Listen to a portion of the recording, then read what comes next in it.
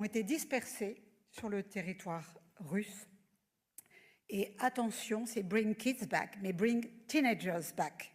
Parce que quand il s'agit d'adolescents ou de jeunes adultes, c'est pour les enrôler dans l'armée russe et donc combattre contre l'Ukraine. Vous imaginez, pour ces enfants et pour ces adolescents, ce que c'est.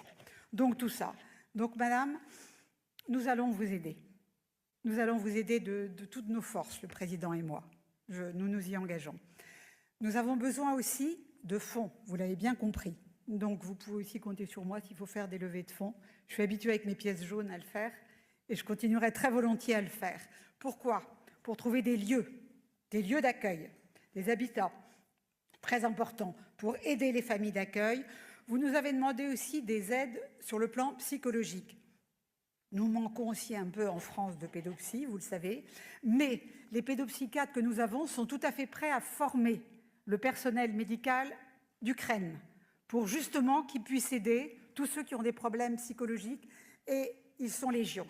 Donc ça aussi, nous pouvons mettre en place. En ce qui concerne les écoles, ça se passe bien. Vos écoliers ukrainiens sont absolument adorables. Ils parlent français.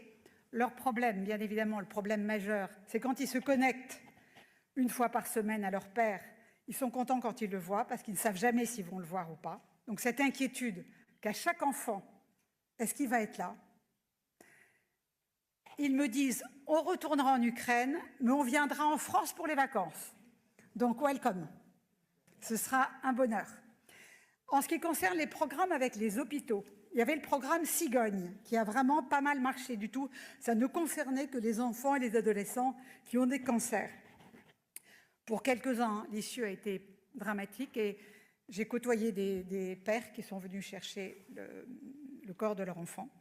Et ça a été pour moi une révélation totale. Je pense que j'ai jamais autant compris l'âme ukrainienne qu'en parlant avec eux et en mesurant leur détermination. Ça a été très, très clair. En ce moment, l'opération Cigogne est plutôt arrêtée. On ne nous envoie pas d'autres enfants.